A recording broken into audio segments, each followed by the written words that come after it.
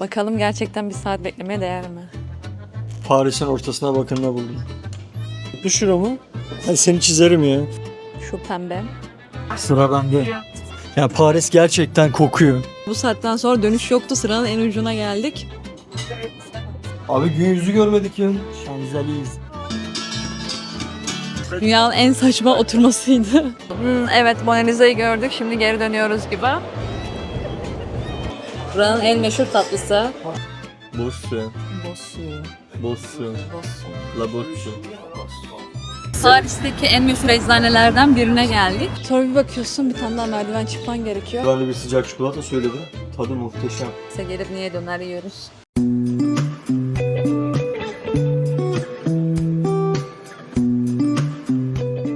Evet, Paris Havalimanı'na indik. Burada 2 tane havalimanı var. Biz Orly'e indik. Şimdi metro istasyonuna doğru yürüyorken bir açılış yapalım istedik. M14 diye bir tane metro hattı var havalimanına. Oradan da oteliniz neredeyse diğer metro hatlarına aktarma yapabilirsiniz. Biz de bir süre gittikten sonra bir aktarma daha yapmamız gerekecek otele ulaşmak için. Bir de size dipnot, burada Navigo Pass diye bir tane kart var.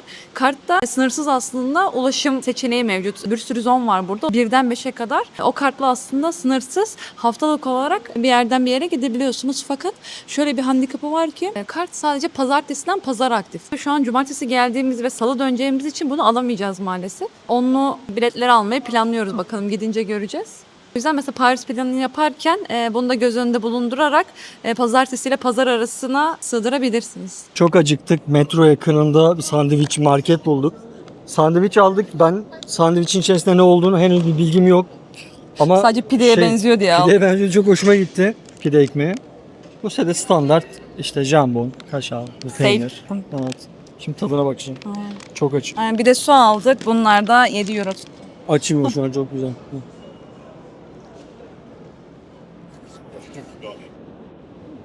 Güzel mi? Hadi sen kendini. Merkeze ulaşıma sadece metro değil, yani M14 değil, birkaç tane daha ulaşım var. Bavullar alırken ekranlarda transferle ilgili birkaç seçenek koymuşlar. Buraya da fotoğrafını bırakırım. Siz kendinize en uygun olanı seçebilirsiniz. Odamız gayet minik, tatlı. Burada gardırobumuz var, açık. Burada ufak bir masa, televizyon. Burada yatağımız. Ufak bir tuvalet var. Manzara da şu şekilde, raylılara bakıyor. Şimdi üstümüzü değiştirip Paris turuna başlayalım. Şimdi otelden çıktık. Eyfel Kulesi'ne doğru gidiyoruz. Bu arada kartlarımıza 10-10 bilet yüklettik. Ben sanıyordum, 10'lu alınca bir indirim olacak vesaire. Hiç de öyle bir şey olmadı. Zaten tek sefer 2,5 euro. Bayağı 25 euro 25 euro vermiş olduk bu biletlere. 50 euroya 20 basın verdik. Aynen öyle. Bir de söyleyebilirim. Mesela metro hattı inanılmaz karışık zaten ve her yer her Aşırı yere. karışık. Köstebek olduk, yemin ederim çıkamadık. Bak kaç kat yerin altındayız. Yendik, transfer ettik, kendimize aktardık.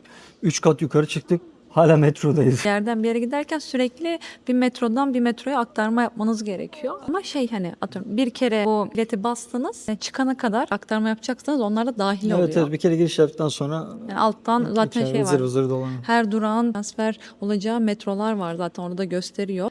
Bu arada bence burada en önemli internetin olması. Çünkü direkt Google'dan falan bakıyoruz hangi tren nereye gidiyordu, oradan ne aktarması falan var. Çünkü biraz karışık. Kesinlikle doğru. Biraz mı? Bayağı karışık ya. Ya şu istasyona bakar mısın? 4 şeritli yol yapmışlar.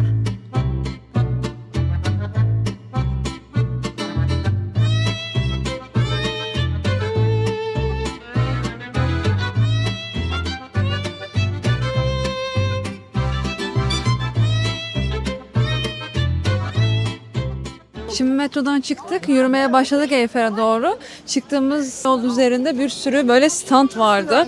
Çeşitli çeşitli yiyecek şeyler, parfümler, çantalar. Yani geçerken alışveriş yapabilirsiniz isterseniz ama biraz fazla turistik geldi bana.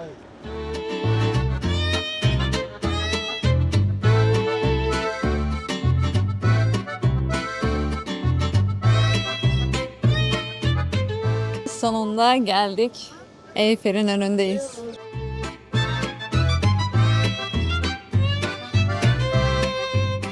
yukarı çıkacaksanız biletleri bence online alın. Son günlere doğru kalmayabiliyormuş. Hem de sıra beklemezsiniz. Direkt çıkarsınız. Bilet tipleri var. Birinci kademeye kadar çıkan, ikinci kademeye kadar çıkan veya işte birinci kademeye buradan kendi merdivenlerle yürüyerek çıkarsan asansör kullanmadan daha uyguna gibi biletler var. Biz yukarı çıkmayı tercih etmedik.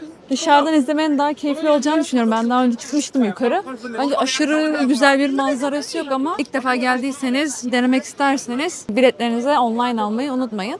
Bu tarafta da park var işte. İnsanlar genelde yiyecek içecek bir şeyler alıp Eyfel manzarasının keyfini çıkarıyorlar.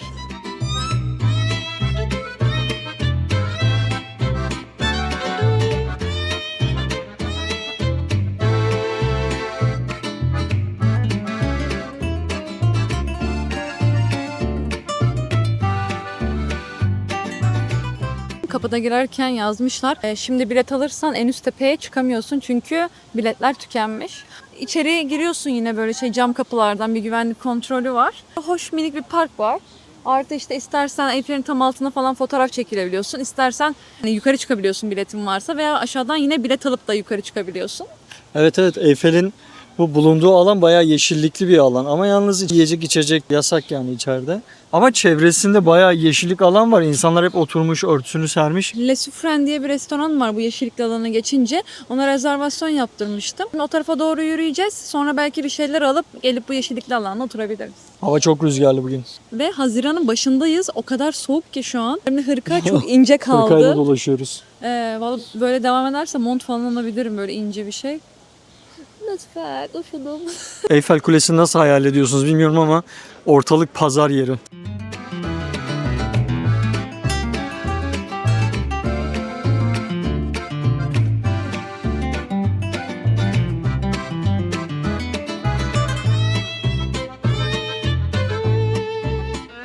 Evet, Eyfel Kulesi'nin dış tarafında bol yeşillikli alanda görüyorsunuz, herkes oturmuş, gayet keyifli. Siz de eğer gelirseniz içeceğinizi alıp burada güzel vakit geçirebilirsiniz.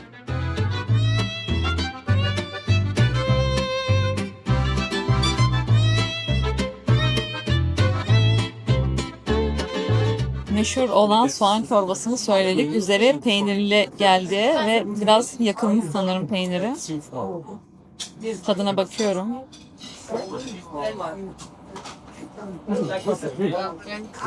Aşırı bir soğan tadı geliyor ama güzel bence. Bu parçalı kısmından ve peynirden de alacağım. Ben çorbaları daha çok katı seviyorum aslında ama bu bayağı sulu bir çorba. Ama lezzetli. Peynir de bayağı lezzetli.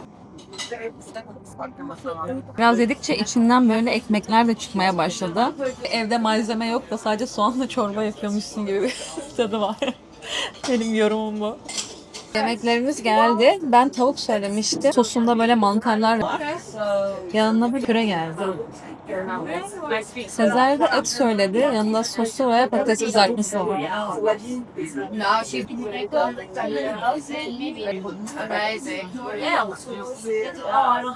Müthiş tadı. Özellikle sosunun tadı inanılmaz güzel. Püre, klasik püre. Çok püre değil. Ama bunun sosu inanılmaz güzel. Çok hoşuma gitti. Tavuk da çok güzel pişti. Sıra bende. Bursa bir şey ya.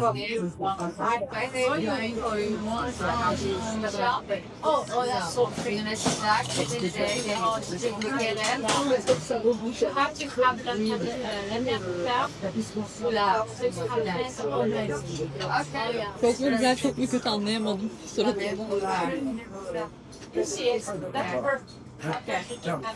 Az önce bir parça tadına baktım da az pişmiş. Buranın usulü o şekildeymiş fakat ağzımda dolandı et. Yani kusura bakmayın, ben tekrardan verdim. İyice pişmesini söyledim. Tekrardan geldi, tadına bakacağım. Gerçekten lezzetli. Eti de lezzetli, patates de lezzetli, soğan çorbası da lezzetli. Tavuğu harikulade. Şaraplarına bir şey diyemiyorum zaten, muhteşem. Gelirseniz mutlaka uğramanızı tavsiye ederiz. Fakat et söyleyecekseniz özellikle çok iyi pişmiş olmasını söyleyin. Siz Türk olduğunu söyleyin, onlar size pişmiş et getirecektir.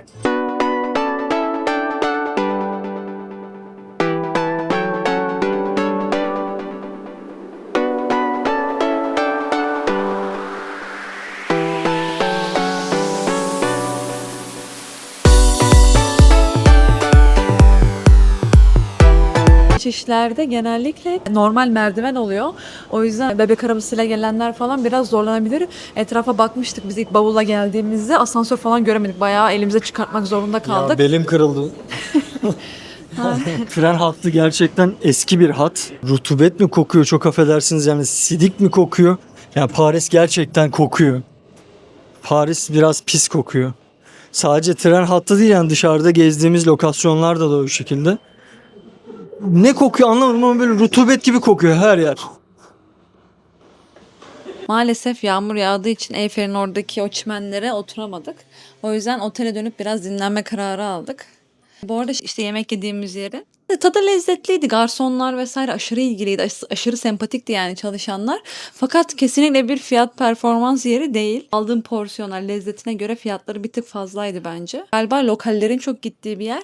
Biz hani tavuk ve et söyledik ama deniz ürünlerini çok söyleyen insanlar oldu. Buzlu bir tepside işte midyesi, istiridyesi vesaire bir sürü masaya o şekilde servis gitti. Biz işte ete, tavuğa, soğan çorbası, 2 kadeh şaraba, bir tane bira, bir su 112 euro verdik.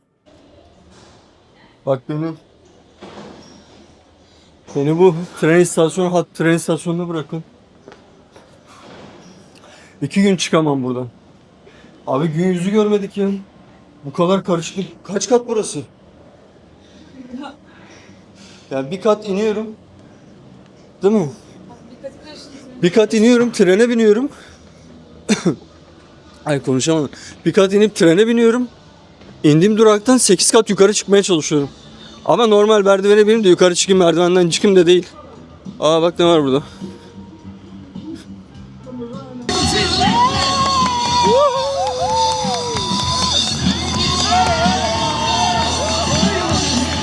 Abi sabahın köründe bu enerjiyi nereden bulduğunuzda geldiniz?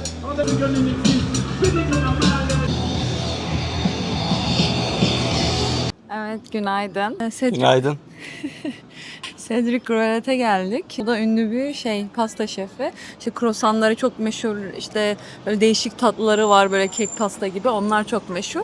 Ve sürekli kapısını sıralıyor. Şu an saat 9:12. 9'da açılıyor normalde. Sezer yüzünden geç kaldık. Benim hedefim burada 8:45'te, 8:30'da falan olmaktı.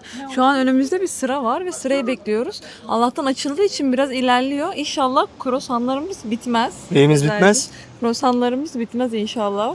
Çünkü sıradayken içeridekiler bitince bitmiş oluyor. Ve şöyle bir sıkıntı var. Normalde hani bekleyelim ama bizim 10'da Louvre Müzesi biletimiz var. O yüzden buradan da 10 dakika sürüyor. Bizim buradan... Peki niye ilk önce Louvre'ydi sonra buraya gelmedik? Çünkü croissantlar bitiyor dedim sana.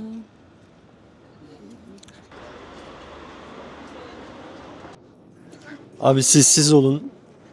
Sabahın köründe kalkın. 6'da kalkın gelin buraya. Ya Pişmansın değil mi? hiç pişman değilim de. Yani Tamam. bir saattir burada bekliyoruz. Yağmur yağdı, güneş açtı.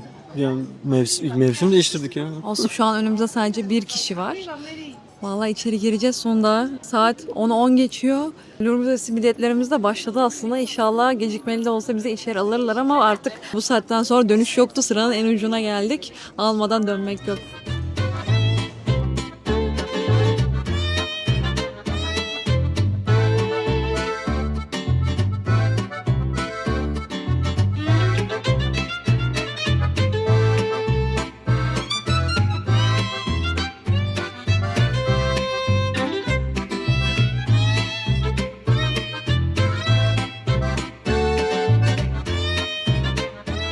Şimdi bu croissant'ın bir saat beklemeye değer olup olmadığını deneyeceğiz.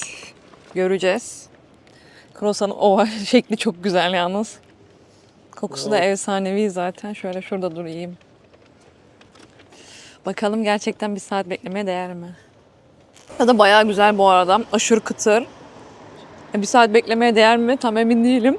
Kesin başka yerlerde daha croissant yemedik. O yüzden tat karşılaştırması yapamıyorum ama tadı inanılmaz lezzetli. Sade olanlar 4 euro, çikolatalı olanlar 6 euro. Bir de vanilyalı falan aldık. O da 12 euroydu. Onu da deneyeceğim birazdan.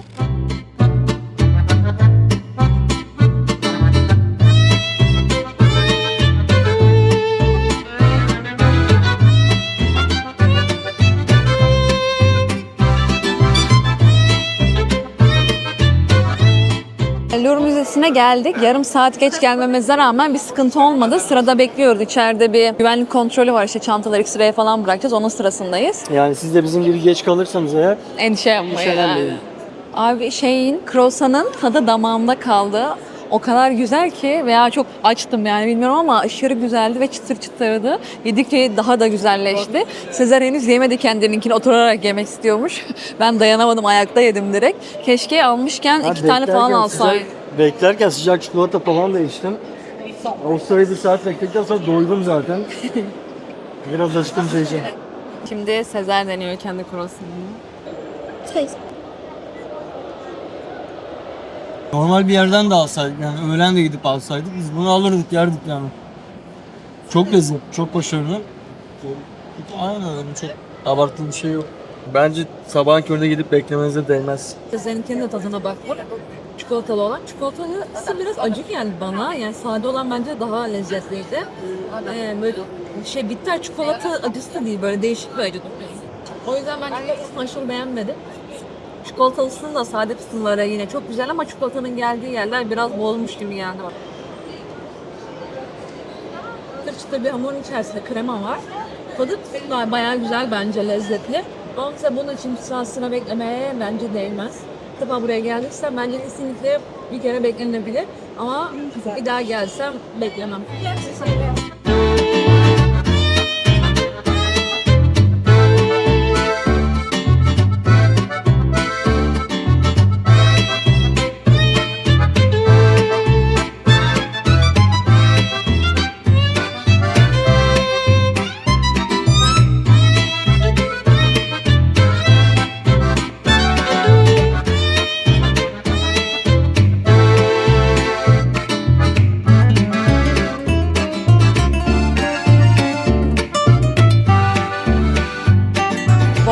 Mona Lisa'nın olduğu yere geldik.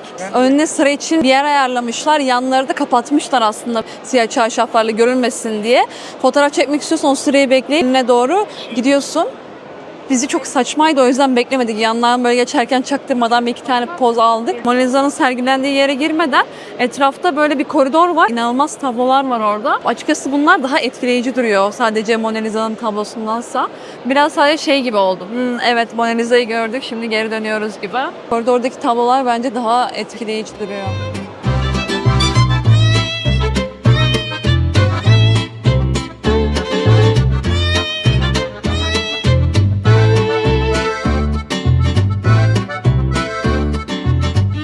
Louvre Müzesi'nin bir de alışveriş merkezi kısmı var. Yanlışlıkla oradan çıktık. Biraz yolumuzu bulmakta zorlandık. Şimdi ileride Tuileries bahçeleri varmış. Şu şeyden zaten Louvre Müzesi'ne gelince direkt göreceksiniz. Bir tane arç var. Arch de Triomphe'miş. İçerisinden geçerek bahçelere ulaşacağız.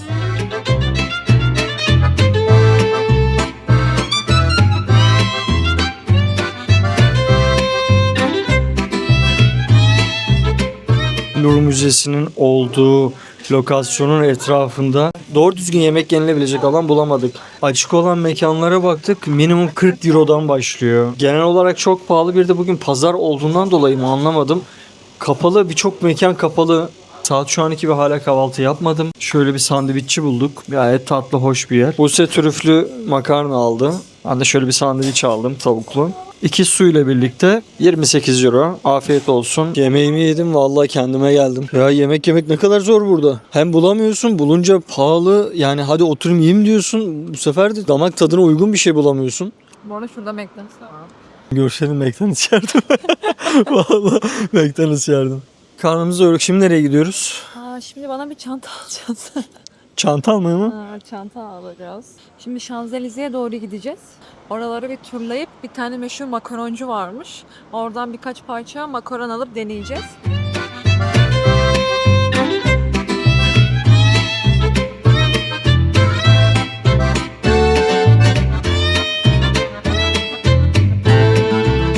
Çantayı aldık ve bize şampanya ikram ettiler. Bu sırada bekliyoruz. Buradan çantayı alınca böyle üstüne istersen baş harflerini yazdırabiliyorsun, bastırtabiliyorsun, böyle altın kaplama veya işte gümüş kaplama gibi.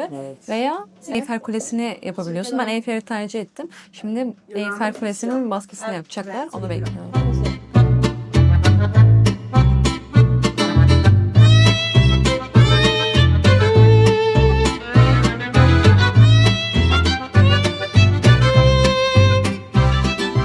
da Concord Meydanı. Genel olarak hoş bir meydana benziyor. Şansımıza da sahada tenis turnuvasının finali varmış kadınlar. Bayağı bir kalabalık var. Şaşırdım açıkçası. Tenis turnuvasını izlemeye bu kadar fazla insanın gelmiş olmasına. Kapıda da deli gibi kuyruk var.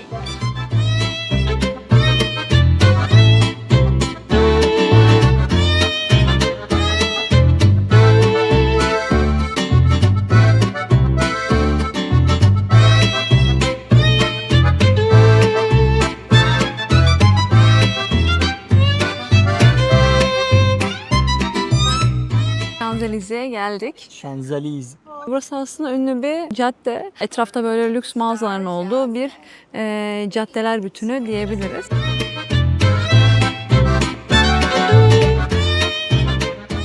Dior mağazasına girmek için kuyruğu gördünüz mü? Hayatta beklemem. Hayatta. Yani. Şanzelize diyor. Kim diyor? Ay çok kötüyüz, ben gidiyorum. Ben gidiyor. Yok.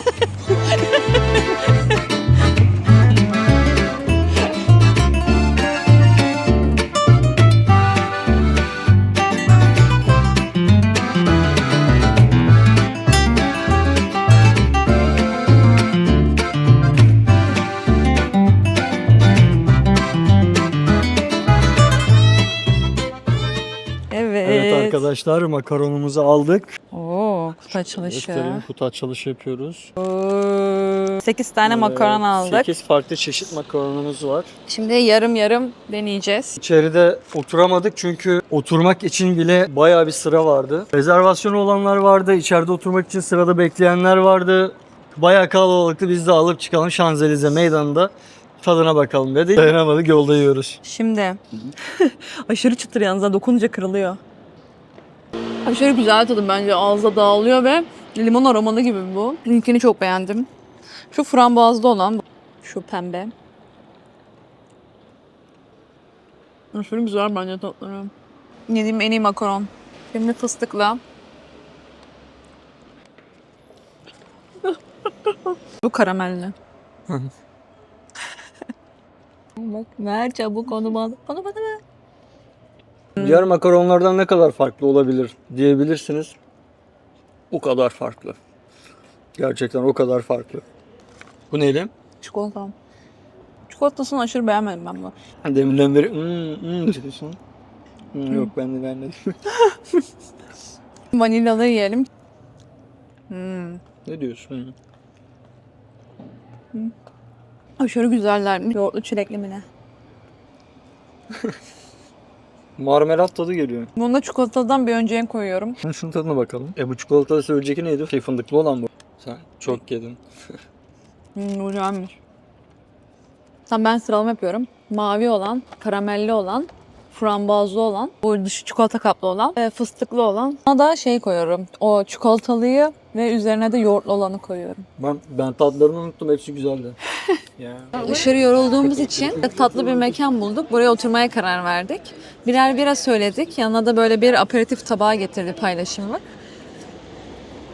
Biraz tabii fiyatlar yüksek. Büyük biralar 13 euro kadar. Ama bardağı çok şık. Yani özellikle benim bardağım çok şık. Bir saat falan nehir turu yapacağız.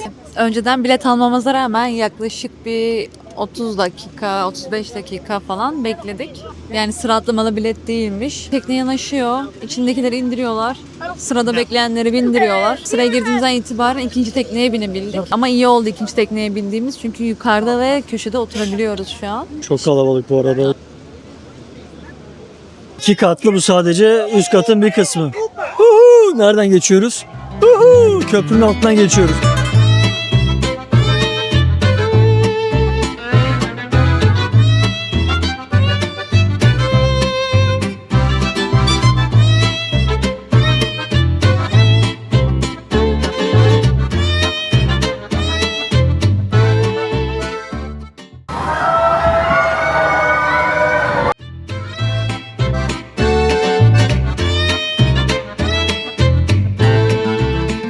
Tekne turu çok güzeldi. Bence de çok güzeldi. Popüler bir tane Instagram'da video var ya, Tam tünelin altından çıkıyorsun, böyle birden Eyfel Kulesi'ni görüyorsun. Onu çekelim dedik. Yani Sezer beni çekecek diye. Tam 8 köprü önce falan çekmeye başladık. Yakalayalım diye. Hani bir de her geçtiğimiz köprüde şey yapıyoruz. Buydu galiba. İşte buydu galiba. Ben diyorum bu kadar uzak değil falan. Neyse yaklaşıyoruz. Tam esas köprüde abi telefonumun şarjı bitti. Unutmayın, eğer köprünün altından böyle geçtiğiniz anda Eyfel Kulesi'ni yakalamak istiyorsanız güzel bir görsel video fotoğraf ile kesinlikle son köprüyü bekleyin. Aynen ama mesela kaçırırsanız da üzülmeyin çünkü tekne o köprüyü geçiyor, ileride dönüyor, sonra tekrardan geçiyor köprünün altından. Bu sefer son geçişte yakaladık neyse ki. Arkadaşlar, herkes Eyfel Kulesi'nin çevresindeki yeşilliklerde oturmuş. Havanın kararmasını ve Eyfel ışıklarının yanmasını bekliyor. Herkes içeceklerini bir yerden almış. Biz de aradık taradık. Şöyle bir yer bulduk. Öyle bir yer değil mi? Yes, şöyle bir yer bulduk. Buradan isterseniz alabilirsiniz içeceklerinizi. Hanımefendi bize yardım etti. Teşekkür ederiz kendisine. Şimdi içeceğimizi aldık.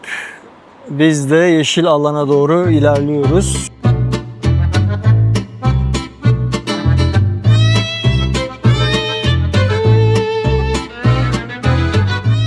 Geldik, piknik örtümü getirdim. İstanbul'dan piknik örtümü getirdim sırf burası için. Piknik örtümüzü serdik, şarabımızı aldık.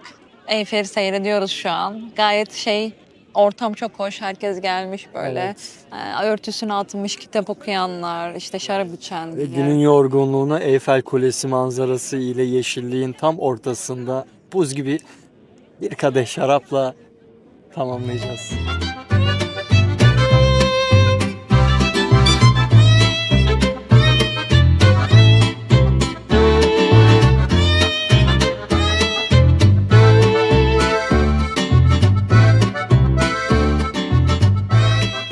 Bu arada burada videoları gördüm. Bir anda durup dururken çantadan alıp kaçıyorlar falan. Çanta nerede ki? Şurada. Buraya gelirken biraz tuvalet aradım. Tuvalet nerede diye. Oturduğumuz yerin hemen arkasında. Gerçi nasıl göstereceğim bilmiyorum yani. Eyfel Kulesi'ne sırtınızı verin, yaklaşık bir 500 adım falan var herhalde. 500 adım sonra ücretsiz kendi kendini temizleyen bir tuvalet mi var anlamadım. Otomatik kapısı açılıyor, giriyorsun falan vesaire. Baktım çok sıra var. Açılır kapanır, kapının arkasında da sadece erkekler için pisuvar olan bir tuvalet.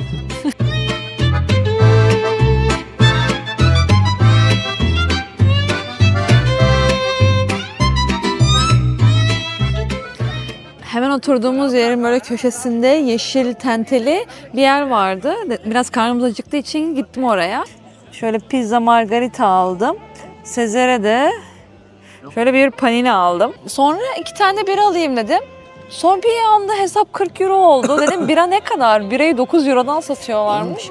Dedim kalsın, pizzayla paniniye 20 euro verdim. Hemen köşede bir tane vardı. Casino diye market vardı. Gittim oradan şarap aldım, 2 bira aldım, cips aldım. Ona da 20 euro verdim. Yani saçma gerçekten. Direkt hemen köşede marketler var böyle. Boşu boşuna fazla para vermeyin.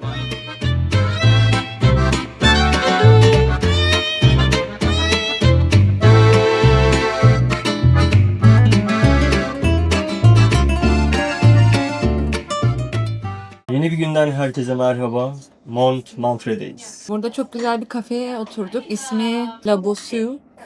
La Bossue. La Bossue. La Bossue. Şimdi 2 tane kahvaltı menüsü sipariş ettik. Kahvaltı menüsünün içerisinde onlara özgü bir tane tatlı kek gibi bir şey. Artı işte croissant, reçel tarzı şeyler var.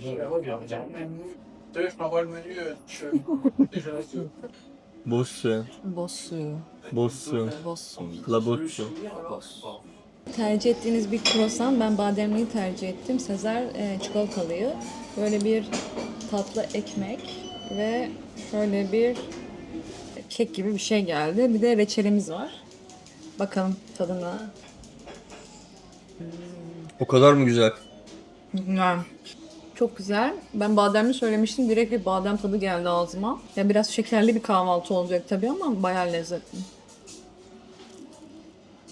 Arkadaşlar ben de bir sıcak çikolata söyledim. Tadı muhteşem. Çok beğendim. Ev yapımı sıcak çikolataymış bu arada bu. Aynen. Orada ben de şey yaptım, tadına baktım. Resmen içtikten sonra tekrar içmek istiyorsun. İnanılmaz güzel bir çikolata. Değil mi? Baksana bitirdin neredeyse. Kahvaltı gelene kadar. Kesinlikle eğer buraya gelirseniz bir sıcak çikolata içmenizi tavsiye ederim. Kahvaltı gayet güzeldi bence. Çok lezzetliydi. Ben çok beğendim. 2 tane kahvaltı tabağı, bir sıcak çikolata, bir kahvede total olarak 23 euro tuttu. Ressamlar Tepesi'ne doğru yol alalım. Bugün yine yürüyüşümüz başlıyor. Evet, bugün bayağı yürüyeceğiz yine. Hadi bakalım. Arkamdaki duvarın ismi Wall of I Love You. Bir sürü dilde seni seviyorum yazıyor duvarın üstünde. Türkçesini henüz bulamadık. Bakacağız. Neredeyse bütün dillerde seni seviyorum yazıyor ama bizim Türkçeyle maalesef yazmıyor. Seni seviyorum biz Türkçe bulamadık. yazmıyor. Biz bulamadık. Gelip de bulursanız ne hale. Ama burada birkaç Türk arkadaşla tanıştık. Onlara da sorduk. Onlar da bulamadı. Fakat eski Türkçeyle yazıyordu. Evet, eski Türkçeyle yazıyordu. Azerice de yazıyor. Evet, Azerice'de yazıyordu. Eski Türkçeyle yazıyordu. Arapça yazıyordu. Bir sürü dil var ama Türkçe maalesef yoktu. Maalesef.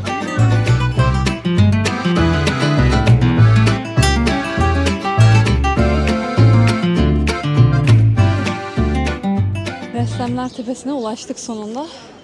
Bence bir merdiven daha var. Yok artık bitti merdivenler. 2 tane çok dik merdiven çıkmanız gerekiyor buraya yaklaşmak için.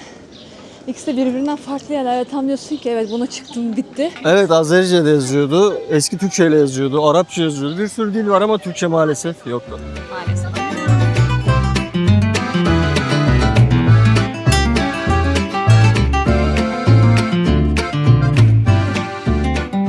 Ressamlar Tepesi'ne ulaştık sonunda. Bence bir merdiven daha var. Yok artık bitti merdivenler. 2 tane çok dik merdiven çıkmanız gerekiyor buraya yaklaşmak için. İkisi de birbirinden farklı yerler. Tam diyorsun ki evet buna çıktım bitti. Sonra bir bakıyorsun bir tane daha merdiven çıkman gerekiyor.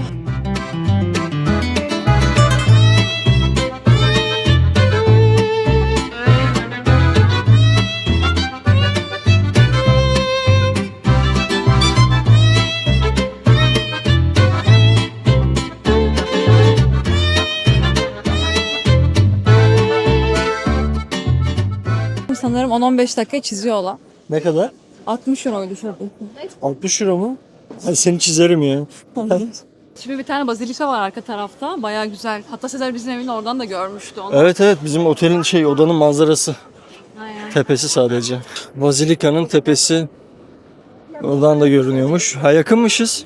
Burası çok güzel bir yer. Ben burayı beğendim.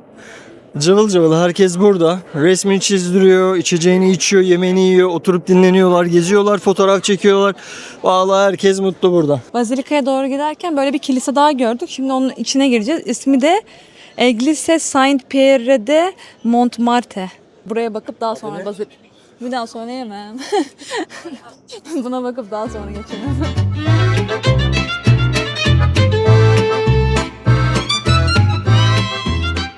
Bence çok etkileyici bir yer değildi. Sadece cam işlemeleri bence güzeldi. Mistik bir havası yoktu bence. Güzeldi, yine güzeldi. Aa, şuna bakar mısın?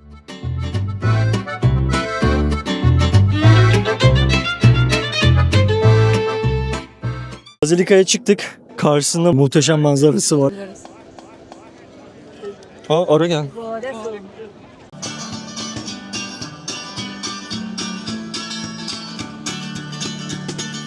How many times must a man look up before he can see the sky? Buranın sokakları arasında gezmek aşırı eğlenceli bence. Evet. Böyle girin çıkın bir sürü sokağa. Her sokakta zaten kafeler var güzel. İşte hediyelik eşyacılar falan var. Ve her tarafta böyle yani resim çizenler, işte şarkı söyleyenler bayağı keyifli.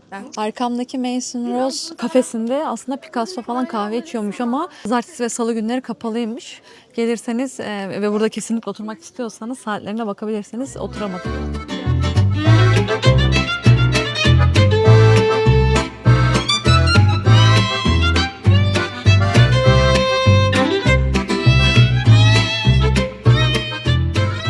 direkt bu ressamların resim çizdiği yerlerin arkasında otursanız fiyatlar bir tık daha pahalı ama hemen bir sokak atlarsanız daha makul geliyor. Böyle baktığımızda aperolar orada bir tanesi 14 iken burada bir tanesi 8 euro. Aklınıza bulunsun.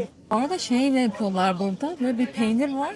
Peyniri üstüne eritiyor. Sandviçin içerisine direkt bu erittiği peyniri komple falan ekliyor. Bayağı boş. Buraya geldiğinizde krep, çikolatalı krep de deneyebilirsiniz. Çok lezzetli.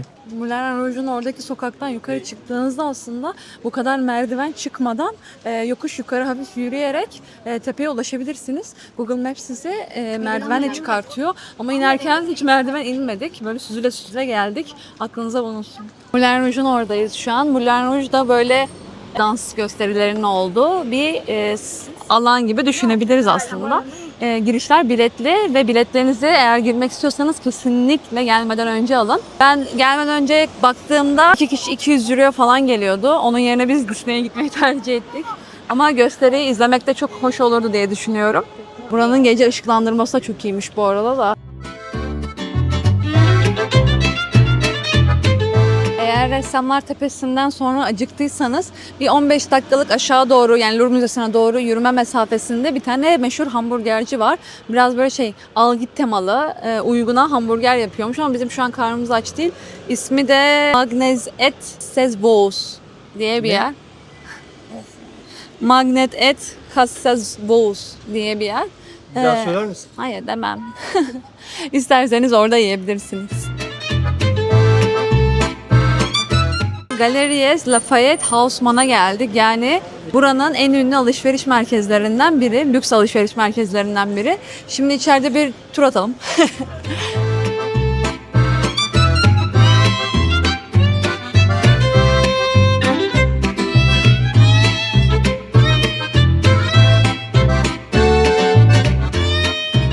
Bu alışveriş merkezi gerçekten çok güzel. Pırlantalar, saatler, gözlükler, altınlar, gümüşler, aksesuarlar, çantalar. Bir sürü ünlü marka burada. Buraya girip de kendini kaybetmemek mümkün değil. Buse kendini kaybetti. Ben de Buse'yi kaybettim. Şimdi Buse'yi arıyorum. Evet, Buse'yi buldum. Ne yapıyorsun burada? Ne kadar? Kaç? Abi 370 euro diyor ya.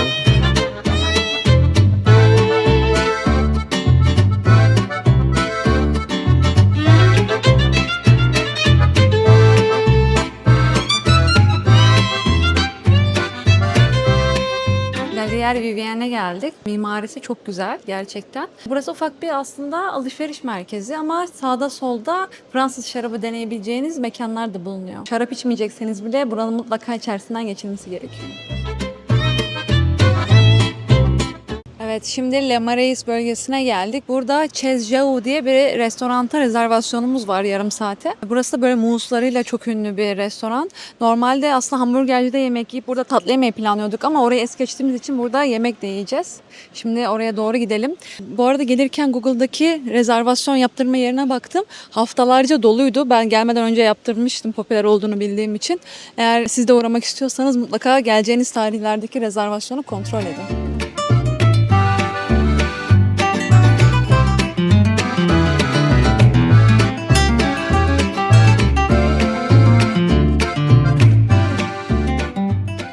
Mekana geldik fakat daha rezervasyonumuzun olmasına yarım saat var. O yüzden bizi dışarıda bekletiyorlar şu an. Kapıda da bekleyen bir sürü rezervasyonsuz insan var, onu fark ettim. Neyse bekleyeceğiz artık, yapacak bir şey yok. Buralardayız. Evet, geldik ve siparişlerimizi verdik. Bu arada menüler Fransızca, İngilizcesi yok. Bayağı Translate'ten çevirerek siparişlerimizi vermeye çalıştık. Kadın gel, kadına diyoruz ki ne öneriyorsunuz? Menü Fransızca, ne anlayamadık. Bana Fransızca menüyü anlatmaya çalışıyor. Ve sonra böyle dedi ki siz Translate'ten çevirin falan dedi, gitti. Neyse çevirdik bir şekilde, ben et söyledim. Bol bol pişmiş, yani çok iyi pişmiş olmasını söyledim. Özellikle çünkü burada çok kanlı getiriyorlar. Sezer de ördek söyledi. Ördeğin tadına da bakacağız. Merak ediyorum onu da.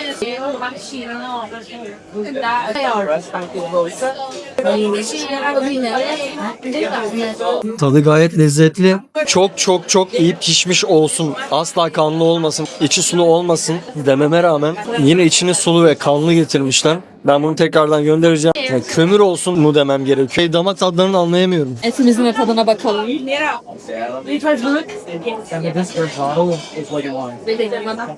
Etin tadı bence lezzetli baya. Ben de baya iyi pişmesini söylemiştim. Benimki iyi pişmiş, kanlı değil. O yüzden yine biraz sıkıntı yok. Lezzetli bayağı tadı. Ama böyle şey yani ekstra bir sosu vardı hiç yemediğim veya hani hayatımda böyle hiç et yemedim gibi bir durum söz konusu değil. Sadece lezzetli bir eti var. Patatesine de tadı var. Patateslik gayet lezzetli bir menü aslında. Ama dediğim gibi ben bunu daha önce hiçbir yerde yemediğim gibi bir şey değil. Ama lezzetli. Şimdi buranın en meşhur olayı muz zaten. Çikolatalı muz. Bir tane ondan söyledik. Tadına bakacağız. Getirirken böyle şeyden getiriyorlar. Büyük porselen bir kabın içerisine getirip böyle kaşıkla çat diye atıyorlar. Şimdi onu bekliyoruz.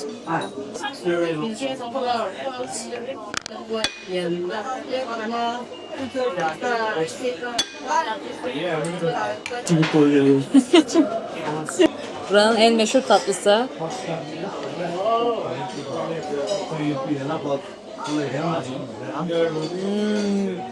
İçi bol çikolatalı olan lanette pudinge benziyor ama onun daha yoğun hali gibi. Tadı aşırı güzel. Böyle bütün çikolata damağında eriyor gibi. Çok güzel. 10 üzerinden 7. Kırdım puanı bayağı. Tabii. Et az pişmesinden kaynaklı mı? Evet. Bir de ya bizim tabaklarımızı topladılar. Masamızda bulunan o hardalı alıp yani benim ete sürdüğüm kaşıkladığım hardalı aldılar yan masadaki müşterinin masasına koydular. Gözümüzün de löp diye atınca. Evet. Ya bir de o kadar müşterinin ortasında mekanın ortasında yuvarlak büyük bir masada çalışanlarından biri tuz ve baharat dolduruyordu şeylere. Masanın üzerindeki o baharatlıklara. Servisten puan kırdım. Servisten ve etin az pişmiş olmasından puan kırdım. Özellikle pişmiş olsun dememe rağmen. Yoksa biliyorum zaten çiğ et yediklerini. Paris'teki en meşhur eczanelerden birine geldik. Şu an alkollük eczane 3 katlı. Buranın olayı aslında bütün o cilt bakım ürünleri, kozmetik ürünleri uygun fiyatlı olarak satılması. Şimdi gidip içeri uygun fiyatlı diye karşılaştırmalı kontrol ediyoruz. İçeriden çıktım. İçeride çekim yapmak yasak olduğu için iç eczanenin önünde güvenlik görevlisi gördünüz mü? Bunun vardı ve içeride çekim yapmamıza izin vermedi. Sezer'in söylediğine göre 1 saat falan oyalanmışım. Sezer beni biraz kapıda bekletmek zorunda kaldı. İçerisi o kadar kalabalık ki herkes her yerde. Herkesin elinde bir tane çanta var. Bulduğunu atıyor. Fiyatlar genel olarak baktığımda ben Türkiye ile oranla %30 falan daha indirimli gibi duruyor. İşte bir de üzerine biraz tax free falan alsan 70 euroya geçersen alıyorsun. Hani yine makule geliyor. Ama tavsiyem ne alacağınızı gitmeden önce belirleyin. Direkt çat onları alın sepete ekleyin ve çıkın. Bu arada içeride yardımcı insanlar da var. Gidip işte diyorsun benim şu problemim var, bu problemim var. Sana ürün öneriyor ve bayağı da ilgililer. Bana önerdi kız 2 tane. Bir serumla bir krem.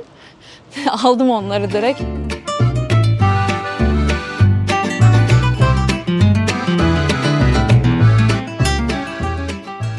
Krem brülemiz de geldi. Görüntüsü bu şekilde. Bayağı güzel gözüküyor. Bakın çıtırtısı çok çıtırtılı gelmedi bana üst tarafı. O karamelize tam şey olmamış. Tam çıtırtılı karamel gibi değil. Kazandı be. Çok hafif sütlü bir tatlı bence yani. Gayet güzel. Yok güzel. Aperolü deneyin. Buranın aperolü çok güzel. Benim hoşuma gitti. Ben yanılmamışım beni de gittiniz. Burayı sevdik. Krem brûlée 13, aperoller 22 idi. Bu arada menüde aperoller 11 yazıyordu. Sonra adam dedi ki yalnız biz aperolleri şöyle yapıyoruz falan dedi. Bir 11 daha ekledi. Aynen. Öyle bir şeyler oldu yani. Sonuç olarak Sezer de bir tane daha söylediği için 66 euro aperole verdik. Ve 13 euro da krem brûlée total 79 euroya çıkmış olduk. Dünyanın en saçma oturmasıydı. Bence dünyanın en lezzetli oturmasıydı. Çok güzel değil miydi? Beğenmedin mi? Beğendim canım. Nerede aperol içtin mesela böyle? Tamam da bir O aperole... bir şey kattım içine bir şey koyacağım demişti. Aynen. Onu koymasaydı belki bu kadar lezzetli olmazdı. Biz ona para verdik. Eyfel'i uzaktan izleyebileceğimiz tepeye ulaştık sonunda.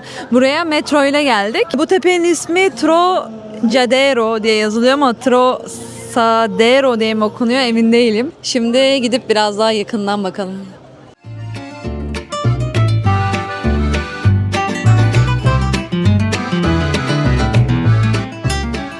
Abi ben aradığım yeri buldum ya. Türk. Restorante Bodrum. Paris'in ortasına bakın ne buldum.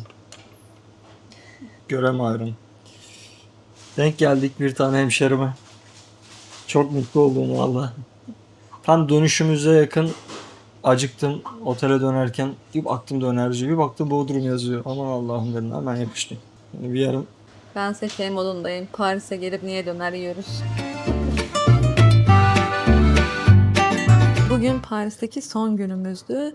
4 gün boyunca Paris'i gezdik. Bir gün Disneyland'a gittik zaten. Genel olarak yorumlamak gerekirse Paris aslında biraz kaotik de bir şehir diyebiliriz. Çok karışık. Hele o tren istasyonu hatları yok mu? Kaç? 5 kat mı? 6 kat mı? 7 kat mı? Kaybolurum, çıkamam yani ben oradan. Ve zaten bir yerden bir yere metro ile full ulaşabiliyorsun. Ama o aktarmaları takip etmek çok böyle enteresan. Çünkü böyle senin yönlendirmeleri var. Böyle gidiyorsun, oradan iniyorsun, çıkıyorsun. Kolay gidebilirsin ama dediğim gibi biraz karışık. Mutlaka online bir şey kullanın. 10 tane bilet bize yetti 4 gün boyunca. Hani Disney'e de gidip geldik. Gayet idealdi. Hani siz de 10 tane alıp ekstra kullanacağınız bir yer varsa yine üzerine ilave edebilirsiniz. İstasyondan aldığımız kart otobüslerde geçmiyor zannedersem. Aynen Çünkü öyle. bir kere otobüse bindik, test ettik, okumadı, Öttü. hata verdi. Sonra biz de geçtik. Şoför de geçin dedi herhalde. Biz de geçtik. Okumadı ve hakkınız bitse dahi kartlara atmayın. Birçok çıkışta tekrardan okutuyorsunuz. Niçin okutuyorlar anlamıyorum ama çıkış kapısını açmak için okutuyorsunuz birçok yerde. Bu otomatlarda okuyorlar. Bazen de sanki sokakta trafik memuru çevirir gibi 4-5 tane güvenlik durmuşlar. Çok saçma geldi bana yani. Adamlar girişte basarken duracağıma çıkışta bastım mı diye bekliyorlar. Havaya aldanmayın. Bak Haziran'ın ortasında olmamıza rağmen gerçekten dışarısı soğuk, esiyor. En azından sağ yanınızda bir olun, hırka iyi oldu. bulundurun. Kaldığımız otel tren istasyonlarına yakın olması çok güzel. Yakın derken yani 3 dakikalık yürüme mesafesinde. Bölgesi orta şekerli. Ana merkezine gittik. Orasıyla burası arasında inanılmaz bir fark var zaten. Biz başına gittik. Başı bayağı güzeldi. Alışveriş merkezinin olduğu yerdi zaten. Biz o caddenin sonunda kalıyoruz. O kadar da güzel değil. Ya öyle Ama bir şey yok. ya bir şey Aynen. yok. Bir şey görmedik ama ister istemez insan böyle bir acaba Aynen. diyor yani. Paris, hani o Paris'e geldik abi, baktım herkes sokakta yatıyor. Dedim Paris bu mu? Buraya gelecekseniz gideceğiniz zaten belirli lokasyonlar var. Şanzelize, Disneyland, Eyfel Kulesi. Buraya gelirseniz muhtemelen valizle geleceksinizdir veya çocuklu aileyseniz bebek arabasıyla gelecekseniz metro hatlarında biraz zorlanacaksınız çünkü yürüyen merdiven var, normal asansör var. Evet, merdivenler de var ama merdivenler daha çok var. Yani inerken metroya iniyorsun, bir daha çıkıyorsun yine merdiven. Hat değiştireceksin, bir daha merdivenden iniyorsun. Aktarma yapacaksın, bir daha çıkıyorsun merdiven, koridordan yürüyorsun, tekrar merdiven. Aktarmalar içeride yapıyorsun. Onun için biz valizlerde biraz zorlandık. Yani Paris'e geldiğinizde otobüse veya taksiye binmektense kesinlikle tren hatlarını kullanın. Her yere gidiyor. Paris'in her yerine gidersiniz ve hızlı gidiyor aynı zamanda. Evet. Gideceğiniz yer 10 durak dahi olsa hiç gözünüzde büyütmeyin. Gerçekten çok hızlı gidiyor. Paris'ten bu kadar. Daha fazla video için bizi takip etmeyi unutmayın. Kanalımıza abone olun, yorum yapın, beğenin. Hatta sosyal medya hesaplarımızdan da bizi takip edebilirsiniz. Şimdilik bu kadar.